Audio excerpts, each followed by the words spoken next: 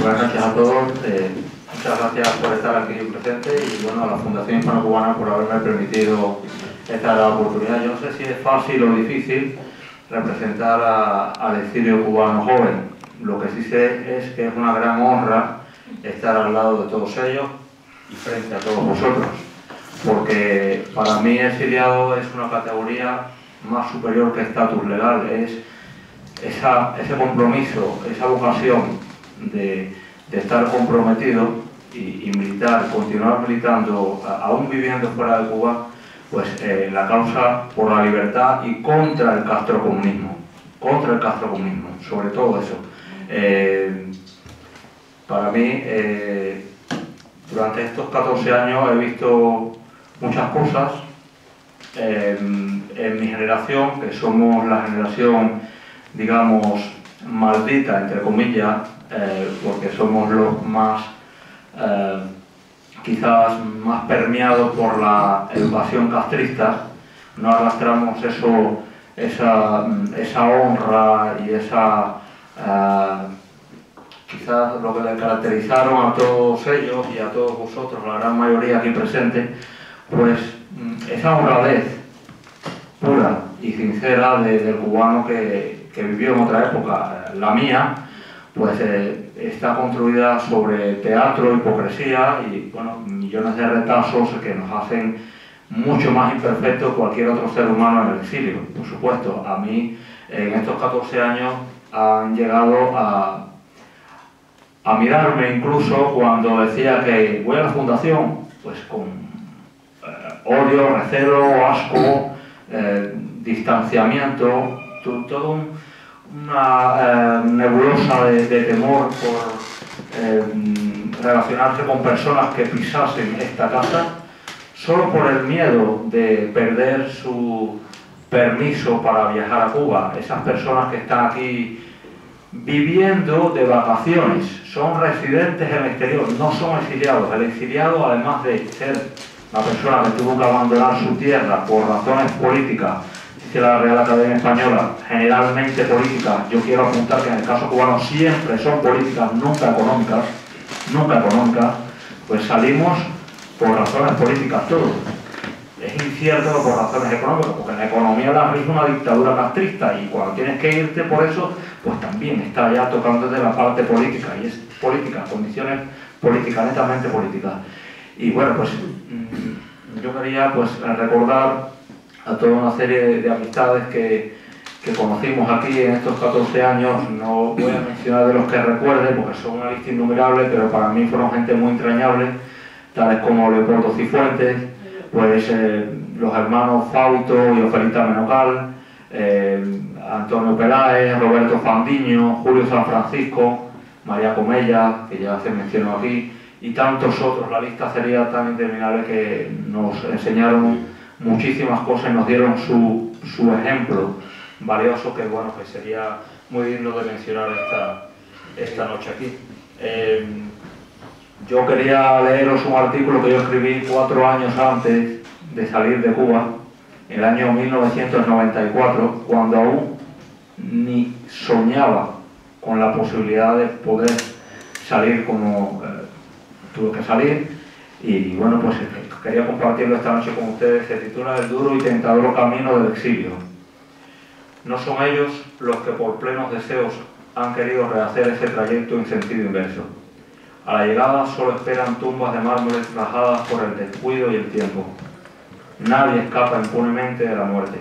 De todas las caras que puede mostrar un ser humano, la que más detesta es la de ser sobreviviente por la sencilla razón de que ve a distancia la separación gradual de los que dejó atrás, o la desaparición también.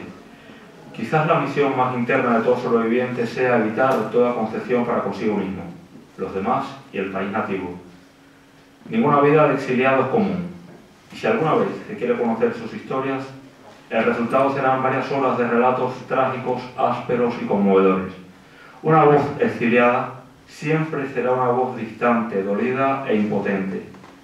¿Qué exiliado no ha querido dirigir un mensaje conmocionante a la opinión pública de su país natal llamando a sus compatriotas a cesar en la humillante aceptación, involuntaria a veces, de la idea de morir sin tener a su lado los seres queridos.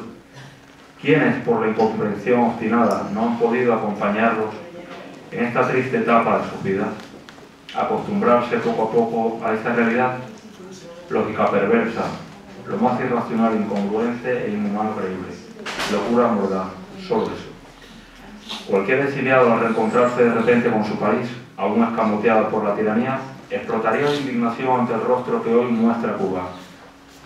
Lo más inimaginable en la sociedad cubana actual es que la normalidad ha sido trocada por el agradecimiento eterno del pueblo hacia esa larga tiranía de Castro, disfrazada de conquistas sociales ineficientes, sobre pretexto de chantaje permanente. De hecho, cierto es que ya nada choca, asombra o insulta. Es el paralelismo simbólico del absurdo. Un acostumbramiento resignado en su población por la sutil y no tan sutil represión del régimen violatorio de los derechos humanos instaurado por Castro. Han pasado ya demasiados años desde que entonces todo comenzó para caer en el abismo de la aberración nacional cubana. Han castigado todo gesto solidario, han propiciado el individualismo, se renuncian a todos los valores que ya existían mucho antes de, para correr tras las cosas mundanas, materiales, las baratijas, consumistas, las tiendecillas recién creadas. Esto es en el 94, estoy refiriendo a cosas, bueno, ya muy antiguas ya, para entretener al extenso rebaño que pasta en un campo desierto de cualidades humanistas y espirituales. Cuando un exiliado se enfrenta a toda esa panorámica, piensa, eso nunca me pasará a mí. La víctima es culpable de su presente. Esta es la lógica de la vida y sobre todo de la muerte, la lógica de la supervivencia. Se debe olvidar, se debe creer que no habrá justicia a favor de las madres de los jóvenes muertos en todos aquellos países donde Castro los envió como carne de cañón, y las madres de los presos políticos,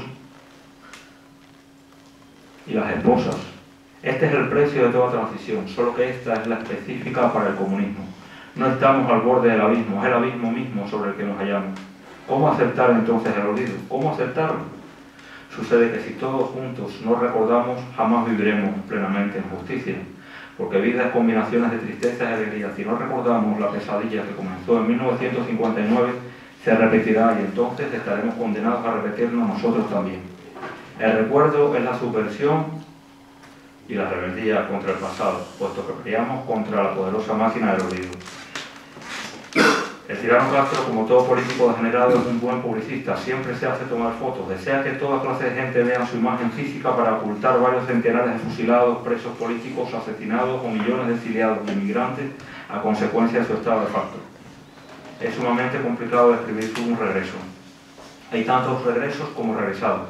Es ya una nueva categoría social en Cuba. Tampoco sabría qué decir ante los que regresan llenos de odio para consigo mismos, absorbidos por sus pequeñas y grandes rivalidades intrínsecas, por sus lacerantes ambiciones, a veces políticas, separándose de los sueños de la mayoría oprimida, de sus familiares, de su pueblo adormecido por el dolor de la tiranía. Admiro también a los discretos, la postura humilde y no menos descollante de quienes tienen mucho que decirnos y prefieren actuar clandestinamente arriesgando absolutamente todo, mientras muchos otros, sabiendo la realidad imperante, desde el exterior, deciden ser contemplativos o profesionales del teatro. Son los llamados integrantes del exilio rosa o exilio light, antes que pronunciarse. Hay en la fosilizada sociedad cubana una cualidad asombrosa para fabricar en el acto más de 3 caras y poder evadir la guillotina del régimen. No tiene por qué vivir de esa forma un ser humano. No se puede vivir tan terriblemente marginado del mundo civilizado. No puedes decir lo que sientes, lo que piensas y lo que quisieras para mejorar el bienestar de tu país. Ninguna persona tiene derecho a asesinar a las libertades más elementales de todo un país. Existe el límite promedio de justicia balanceada que se observa en la mayor parte de los países de hoy con respecto a Cuba. Uno llega a sentirse indígena, no extranjero, sino eso, indígena, nada más y nada menos que en el mismo lugar donde nació. Ese sentimiento de no tener papel alguno en la Cuba amada, ni voz, ni realización importante como persona, es lo que lanza al exilio a una impresionante cantidad de cubanos. Pero es también lo que corroe de nostalgia al exiliado cubano cuando, solo y sin familia ni amistades profundas, se halla bajo un cielo ajeno. También haya siente el olvido y una nueva manera del despojo humano. Allí quizás es totalmente extranjero, pero intuyo que brotan de sus ideas palabras más lúcidas, seguras, alegres y sobre todo mucho más civilizadas. y comprometidas con la libertad de Cuba. Muchas gracias.